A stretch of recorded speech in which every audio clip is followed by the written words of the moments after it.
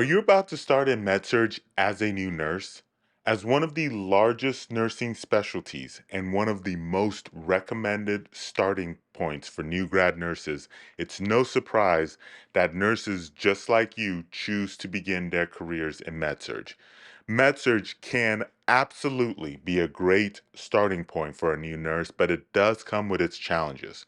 To help you in your first few months, maybe even that first year as a med-surg nurse, I have some tips based on my experiences that will hopefully make your start smoother and more manageable. Now, there are absolutely a lot of tips out there, and different nurses will recommend different things, will have kind of like their favorites. And, with that said, if there's something you've heard that isn't mentioned here, feel free to share it in the comment section below. Let's go ahead and get started with my first tip, which is to really try to get along with your nurse preceptor. Forming a good working relationship, if at all possible, can make a significant positive difference in your time on that first department. Now, I am well aware that for the most part, you really can't control this. Typically, your preceptor is assigned to you before you even get there. Before you even sign the paperwork, the nurse manager might already have an idea of who is going to precept you. This could be because there's a specific nurse who precepts all new nurses, or your preceptor might be the only one willing to do it. Heck, maybe they didn't even want to do it and were told to precept the new nurse. Regardless of what the situation is, I think it is very important to try to form a good relationship with the person precepting you. Many people underestimate the value that the first preceptor has for a new nurse. On top of shaping and building the foundation on which you will build the rest of your nursing career, your first preceptor could potentially be an invaluable nurse mentor for you. Typically, your preceptor has been a nurse for a while, on top of having been at the hospital system or department for a while. They will have a lot of nursing experience and knowledge that will potentially be beneficial to you during your orientation and maybe even your time in that department if a good working relationship is formed. Now, I understand that if things are going really bad, you should consider talking to your nurse manager about it and potentially getting a new preceptor. But I'm also not naive to the fact that in some situations, you're probably going to feel weird about doing that. You might feel like you're starting off on the wrong foot with someone who could potentially be an informal leader in that unit or department. So it's reasonable to be hesitant about talking to the nurse manager if there are ongoing issues.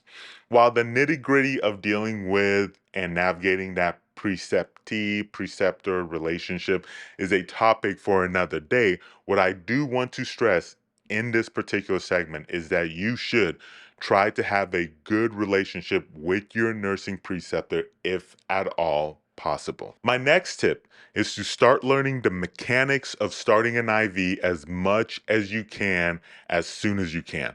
When I first got out of nursing school, I struggled a lot with starting IVs. Over the years, I have improved significantly, and part of the reason for that improvement was that I asked questions to people I worked with who were experts at starting IVs. I watched videos on it and never shied away from attempting to start my own IVs. I'm not saying you need to be an expert at it. There are nurses in departments who are known to be IV experts for a reason. What I am saying is that it's important for you to get at least comfortable with starting IVs. You don't want to be one of those nurses who always relies on other people to start an IV. It's going to get old really quickly. First of all, it's going to slow you down. Whether it's for medication or a procedure, constantly trying to track someone down to start an IV for you can be time consuming. Furthermore, even if other nurses are good at starting IVs, they may eventually get tired of always doing it for you because it can feel like you're putting your work off on them. If for some reason you need to ask someone to start an IV for you, be judicious about it. If a patient is a hard stick, see if your department has a vein finder and ideally make an attempt first. This approach tends to go a lot better with other nurses when they come in and see that you've tried and were unsuccessful. They're more likely to appreciate your effort rather than feel like you're shirking your responsibilities. So I mentioned earlier how your preceptor is going to have a significant impact on your nursing career and the foundation you're building as a new grad. Another crucial factor that will shape your career is you. You need to show up to work, especially while you're on orientation, with a teachable mentality. If you come to work as an arrogant know it all and are not open to be taught, you're going to have a hard time succeeding. Show up with an open mind and be willing to learn from your preceptor and other experienced nurses.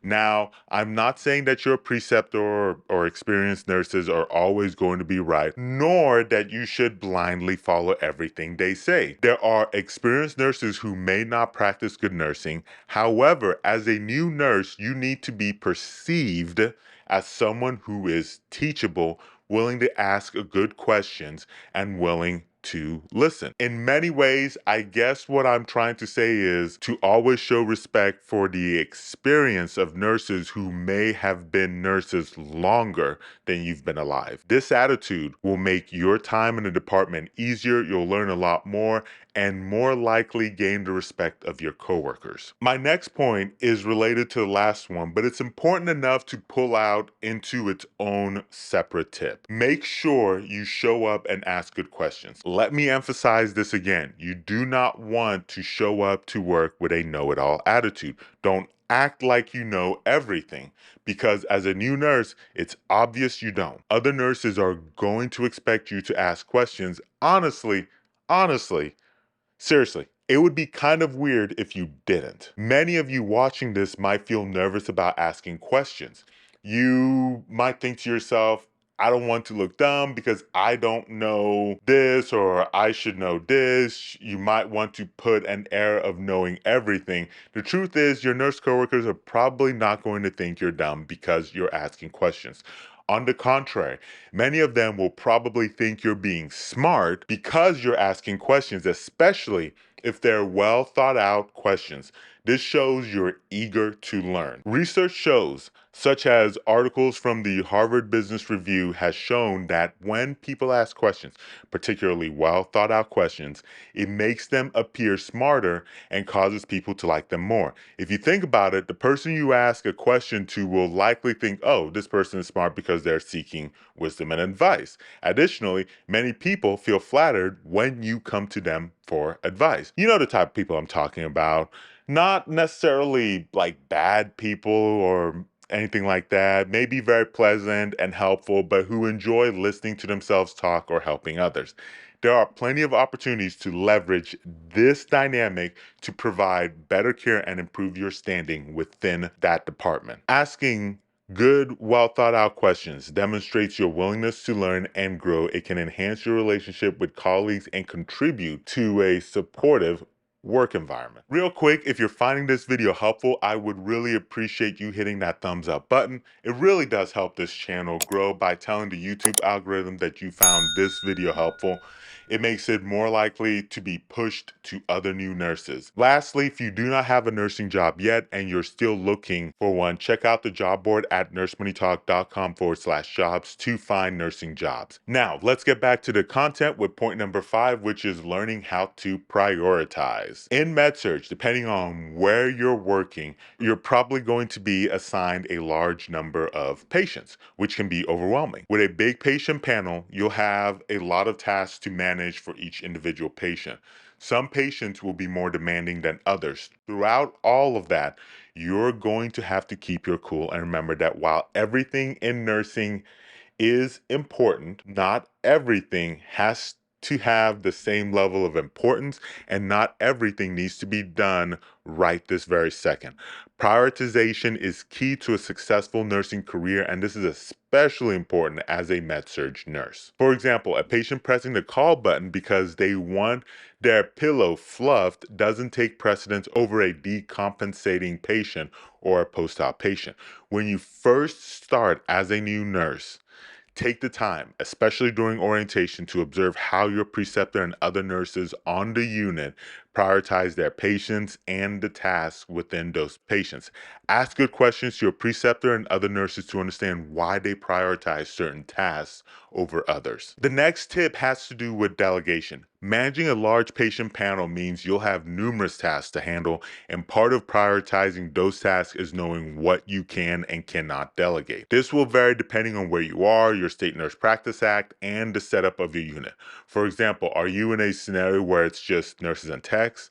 In such cases, nurses take their own panel of patients and have techs to help. Alternatively, do you have another setup, such as where there are techs, a med nurse, typically an LPN, and a lead nurse, typically an RN?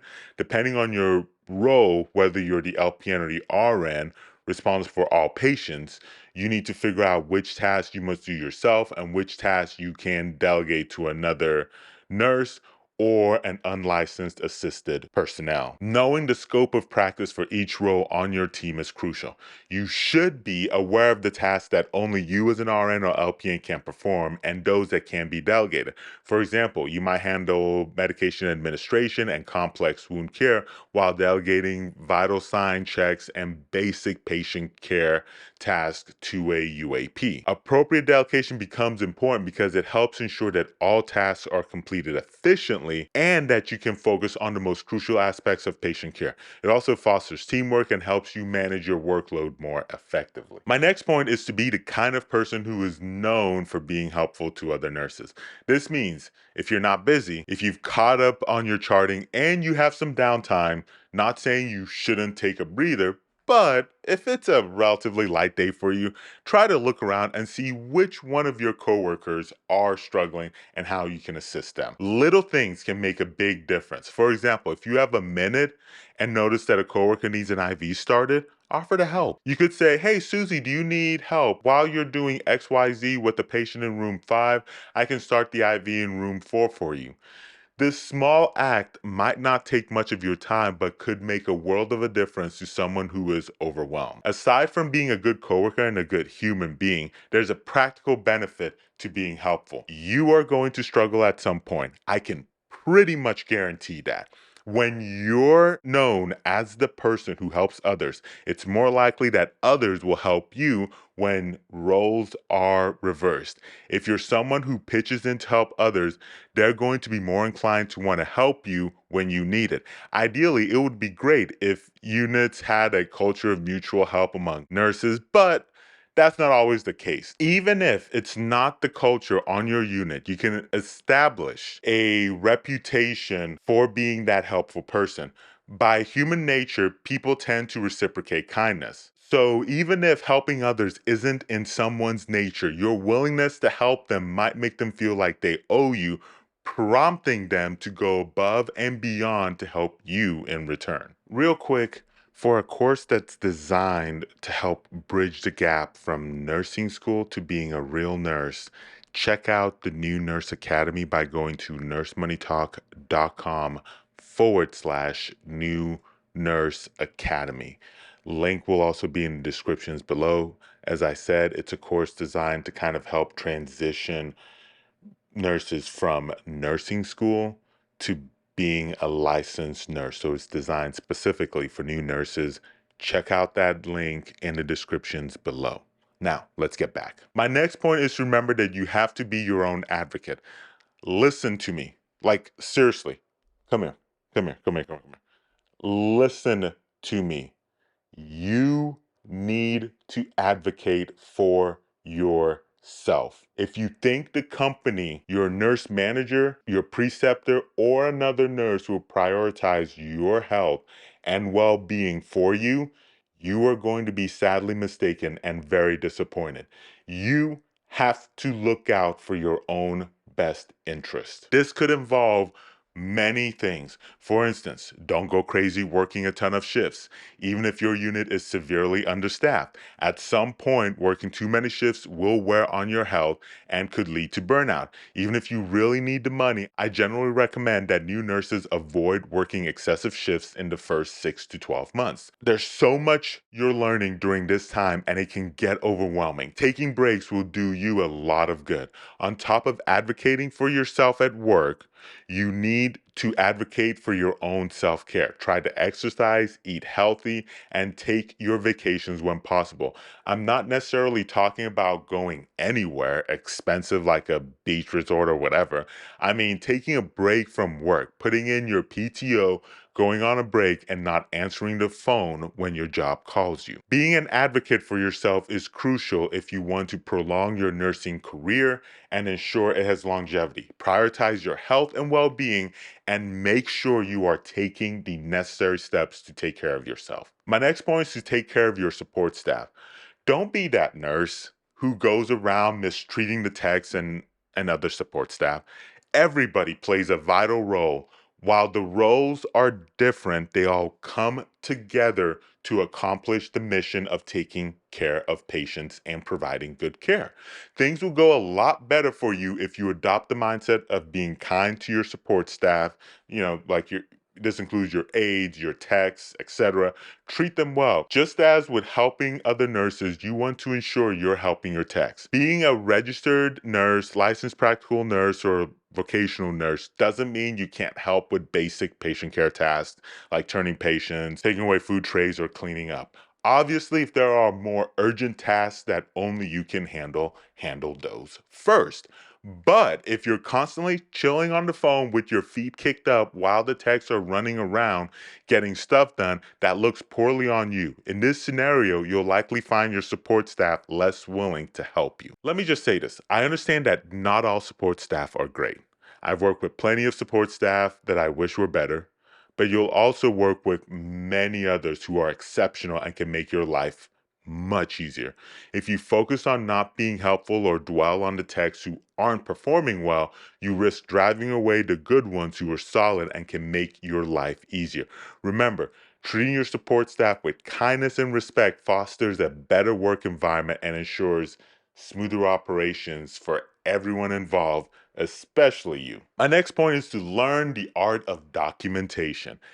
Actually, before we even get to the art of documentation, you need to grasp the importance of documentation itself. You need to document, document, document. I don't know if your nursing school emphasized this, but mine sure the heck did, and many others do too. This is the phrase that I heard repeatedly. If it's not charted, it didn't happen. Get credit for the work that you do. That statement is very true. You need to realize that even if not many people look at your actual chart daily, attorneys certainly will if a lawsuit arises. These lawsuits can happen years down the road, long after you've forgotten who that patient was, but your charting will be there, and it's crucial to ensure it's complete and accurate. The best way really to handle this is obviously nursing school teaches some of this, but really start learning the art of documentation during your orientation. When you're taking care of patients, take some time to really look at the nurse's notes of the patients you're taking care of.